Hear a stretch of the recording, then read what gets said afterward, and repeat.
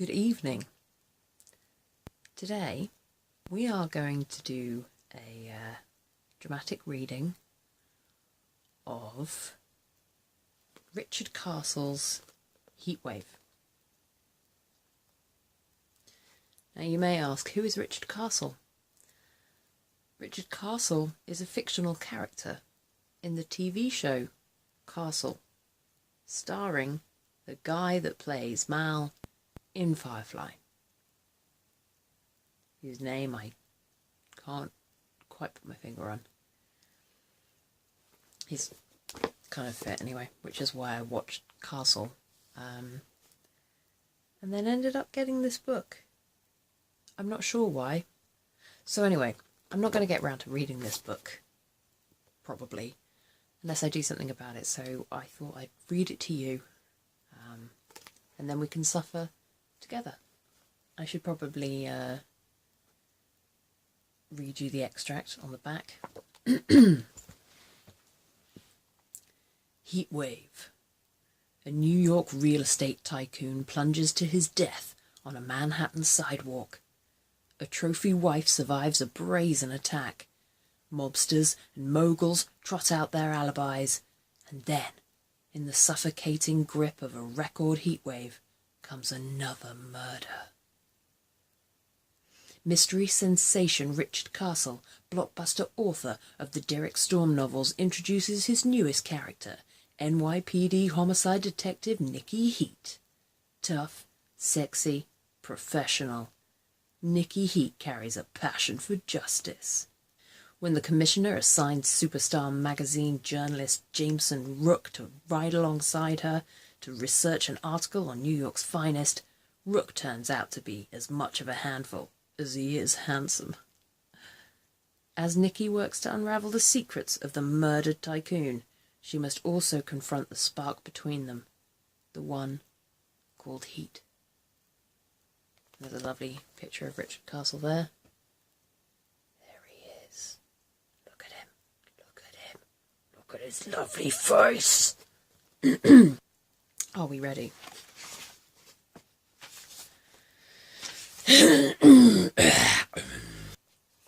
should probably explain also that that Richard Castle, the fictional character in this show, he's written this book, which he writes in the show, based on the fact that in the premise of the show, he, as a writer, is following a cop who's a woman. So this is like the story he writes in the show. Caught up. Chapter 1. It was always the same for her when she arrived to meet the body. After she unbuckled her seatbelt, after she pulled a stick pen from the rubber band on the sun visor, after her long fingers brushed her hip to feel the comfort of her service piece, what she always did was pause. Not long, just the length of a slow, deep breath. That's all it took for her to remember the one thing she will never forget. Another body waited. She drew a breath. She drew the breath? She drew the breath.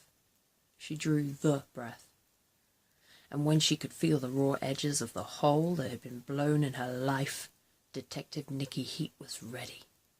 She opened the car door and went to work. The wallop of 100 degrees almost shoved her back in the car. New York was a furnace, and the soft pavement on the West 77th gave under her feet like she was walking on wet sand. Heat could have made it easier on herself by parking closer, but this was another of her rituals, the walk-up. Every crime scene was a flavour of chaos, and these 200 feet afforded the detective her only chance to fill the clean slate with her own impressions. Thanks to the afternoon swelter, the sidewalk was nearly empty. The neighbourhood lunch rush was over, and tourists were either across the street cooling in the American Museum of Natural History, or seeking refuge in Starbucks over iced drinks ending in vowels. Nice Nice bit of promotion for Starbucks there. They probably had a deal in the show, I expect. I wonder how much product placement will be in this book. That'll be an interesting.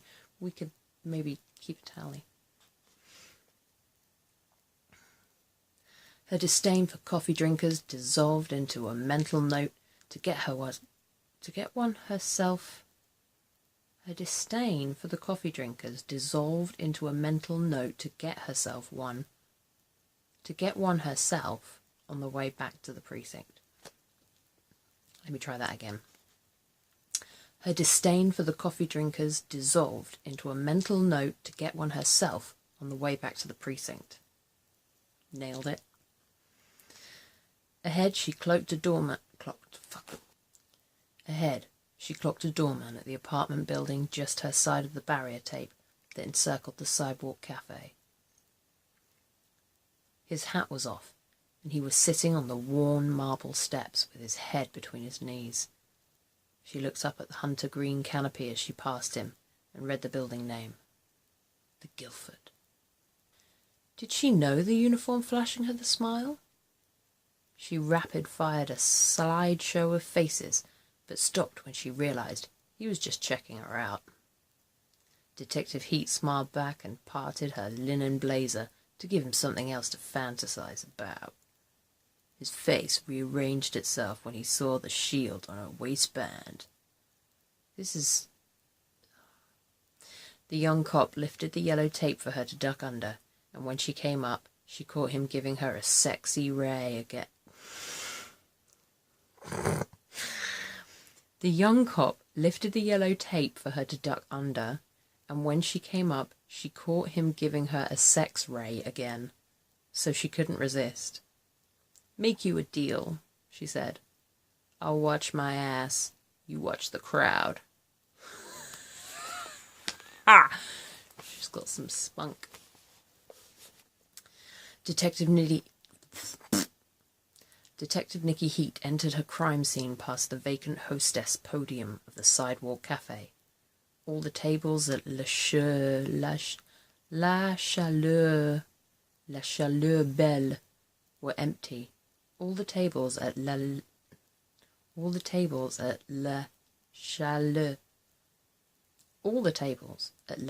Belle were empty, except one, where Detective Rayleigh of her squad sat with a distraught family with sunburned faces struggling to translate German into a statement.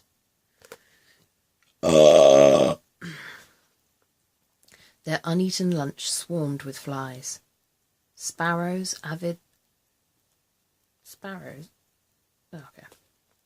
Their uneaten lunch was swarmed with flies. Sparrows, avid outdoor diners themselves, perched on seat backs and made bold dives for pommes frites. At the service door, Detective Ochoa.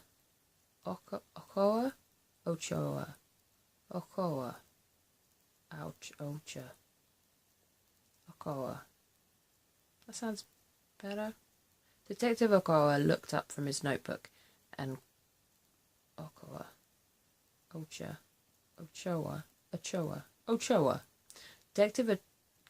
Detective Ochoa looked up from his notebook and quick-nodded her while he questioned a bus boy. It's a lot of language that I don't know. Detective Ochoa looked up from his notebook and quick-nodded her while he questioned a busboy in a white apron flecked with blood. The rest of the serving staff was inside at the bar having a drink after what they had witnessed. Heat looked over to where the medical examiner knelt and couldn't blame them one bit. Male, unknown, no wallet, no identification. Preliminary age range 60 to 65. Severe blunt force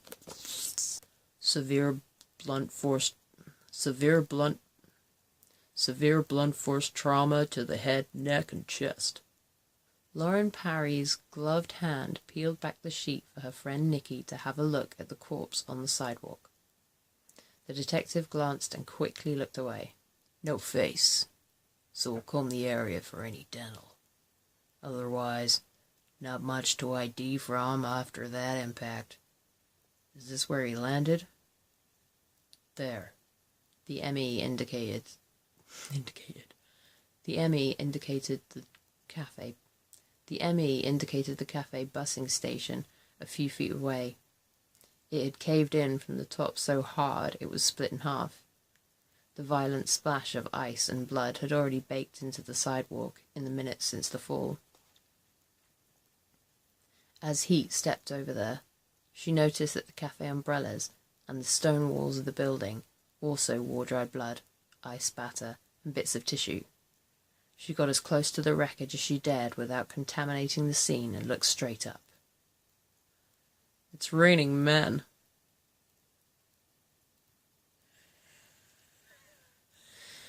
Nicky Heat didn't even turn. She just sighed his name. Rook. We'll just leave it there, I think. We'll just leave it there. So, that's the first couple of pages. First 2.5 pages of Richard Castle's Heatwave. The book, fictitious book from the fictitious series that's now a real book. So it's a real book and I'm reading it and you're watching me read it. So we're in this together.